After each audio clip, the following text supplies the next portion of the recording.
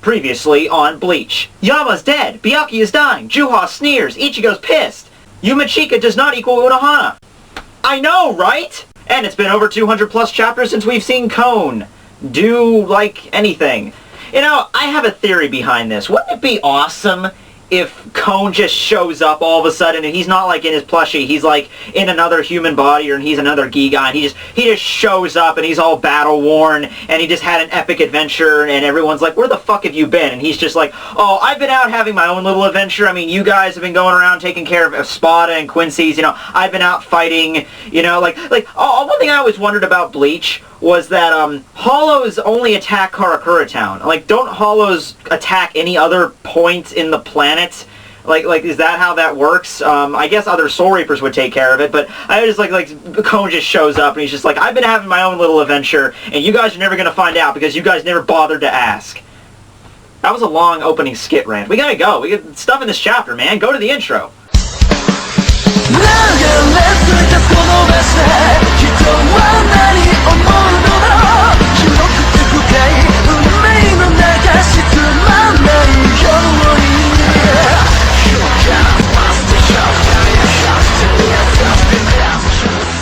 Hey everybody, Tekking101 here to review Bleach chapter number 513 entitled The Dark Moonstroke. Okay, so chapter starts off with the rain still falling over Byakuya, he's made it a little bit out of his like hole that, you know, Asnot, you know, dug him into. Like, he like drilled him into like 2 feet into this wall with Zenbo and Sakura just washing him over and over again with like thousands of blades.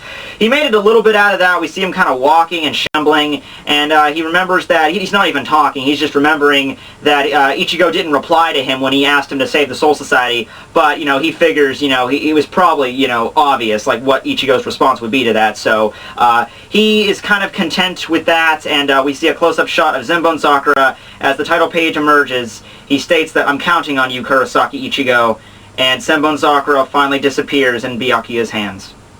And you guys should all know what this indicates. It's been stated numerous times throughout the series that the Soul Reaper and the Zanpakuto are both linked. They are the same being. If one were to die, the other would die at the same time. And we don't see Byakuya like fall and, you know, collapse, but we see Zenbo and Sakura disappear, and that should be the same thing as if we would see Byakuya collapse, that he has finally died.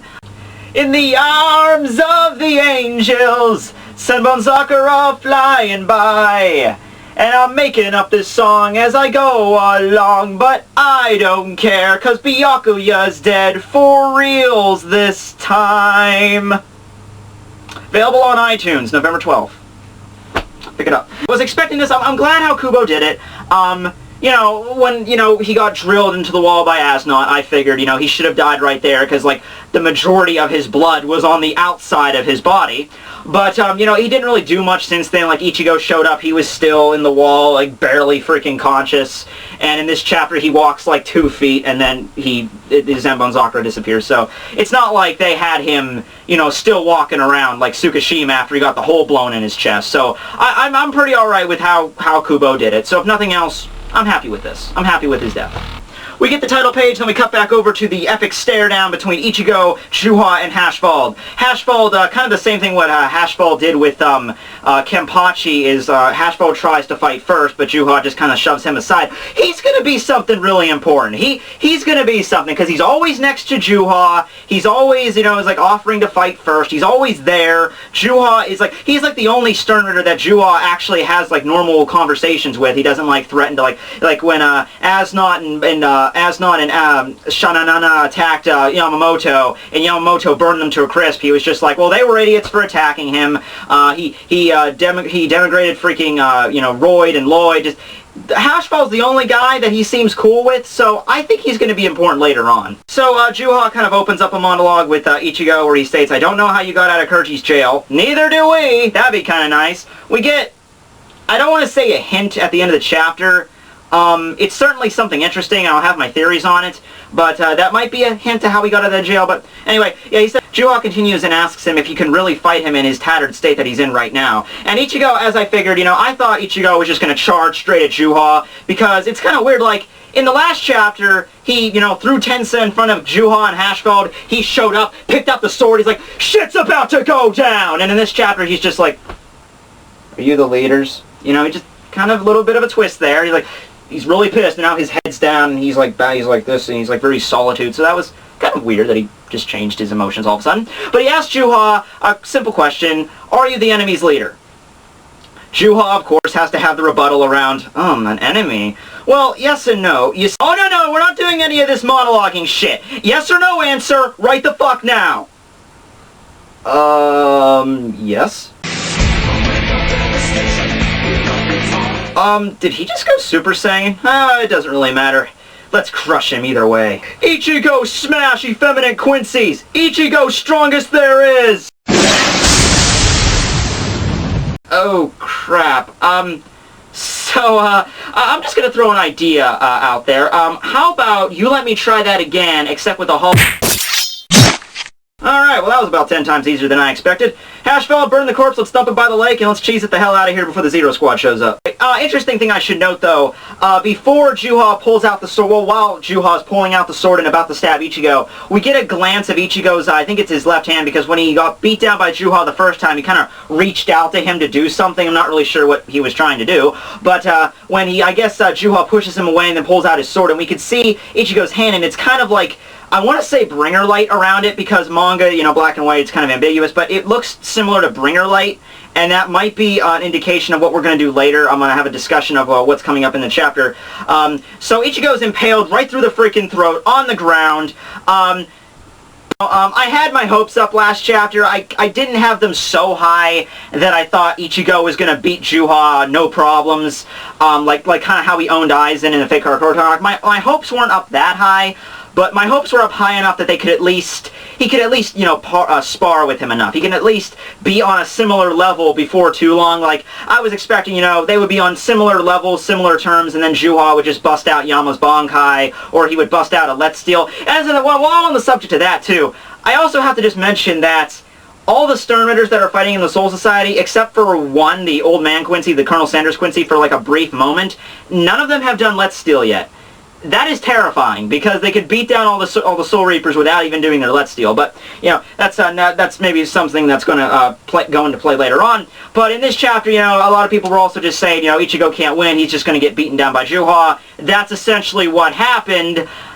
However, he states to Ashfall to bring Ichigo back to the castle or the Ice Palace or whatever, they can resurrect him. I don't know resurrect. He says he's still breathing. I'm not sure what resurrect, maybe just brings him back to life, resuscitate him or whatever, and says that they can have him join them. So maybe that's indicating that they have some kind of mind control ability. That would explain honestly a lot. Because Ichigo, under his own will, would never join the Quincy's, like, ever. The best they could hope for is either to lock him up, which that's been proven to not work, or they could kill him. But this whole, have them join us thing, that's interesting. I want to learn a little bit more about that. Maybe they could explain that in more in depth later on. So Hashfo kind of gives a very...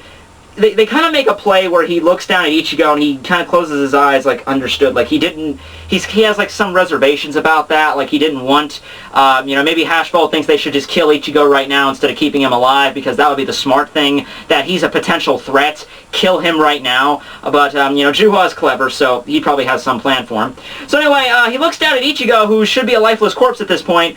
Ichigo is looking back at him with that pissed look still on his face. And Juha comes to the stunning realization: impossible! That's blue vein. No, you see what this is payback! And that's how the chapter ends. Ichigo has blue vein. Turn on that speculation alarm. Turn it on full power, because this is gonna be fun.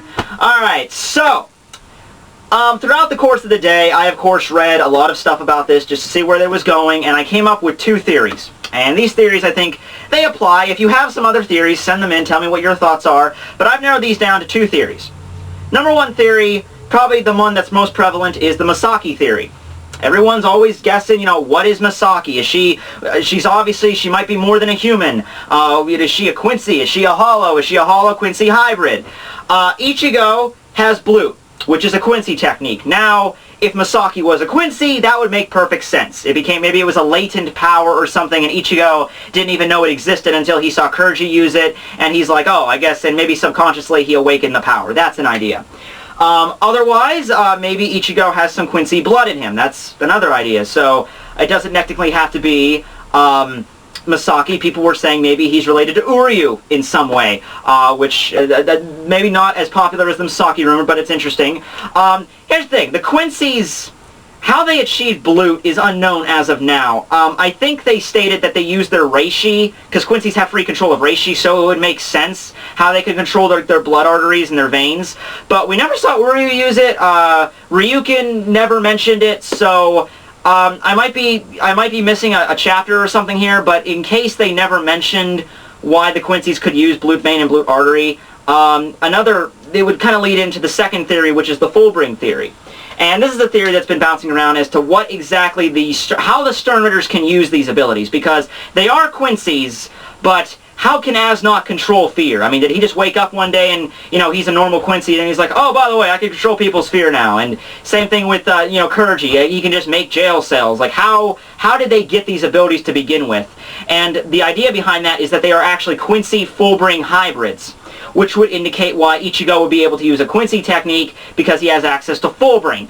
I'm personally, at the moment, I'm leaning toward more of the Misaki theory, because just because the Fullbring theory has a little bit of gaps in it, and, you know, we don't even know, and that's going by the case, like, we're assuming the Sternritters are Fullbringers, which they might not even, you know, that might even be something completely different. So I'm going to be leaning toward the Misaki side as for now. I always thought Misaki was a normal human, I honestly did. Except for that one panel with Aizen, that every time I read that panel with Aizen when he says to Ichigo, you are the son of a blank and a blank, every time I read that there's a different translation. Sometimes it reads, you are the son of a Shinigami and blank, a human and blank, a blank and a blank. I've seen the blank and a blank. He just trails off altogether. So I'm not sure. Leave your comments below. This was a pretty short chapter, as with last time. Ichigo got beaten down pretty easily, which everyone was kind of expecting that. Blute vein was obviously the main point of the chapter. You know, also that Fullbring, that bringer light I kind of saw in the panel when Juha drew his sword. That was kind of interesting that his hand was just there. I'm not sure exactly what that was indicating. That could be maybe something leading up to the Blute vein. That was interesting. How Juha would even make Ichigo become part of the Sternritters, that was a main point. Hashfald kind of... This is just me. He just seemed like he was kind of hesitant. He didn't see like... He's like, oh yes, Majesty, I'll do whatever. He was just kind of, you know, reserved about it. Like he would... Hashfald would not dare raise his raise objection to Juha. He would not say, I don't think that's a good idea, sir, for probably fear of getting his head blown off. But he did seem kind of, you know, off about it. I'm just saying, whatever his role is going to be the arc, I'm sure he's going to have some major role. So, you know, next chapter, I'm not sure where this is going. I don't think we're going to get a huge explanation as to why Ichigo can use Blute vein. Maybe we might get, like, Juha saying something like, yeah, so that was true about you. So Misaki was a Quincy. I don't know. Just something with that. I don't think we're going to get a huge explanation, but we might lead up to it. So, that was Bleach Chapter 513. Once again, really short. Byakuya dead. Ichigo, Blute vein. Thanks for everybody watching my video. Tekking101 signing out. See you guys.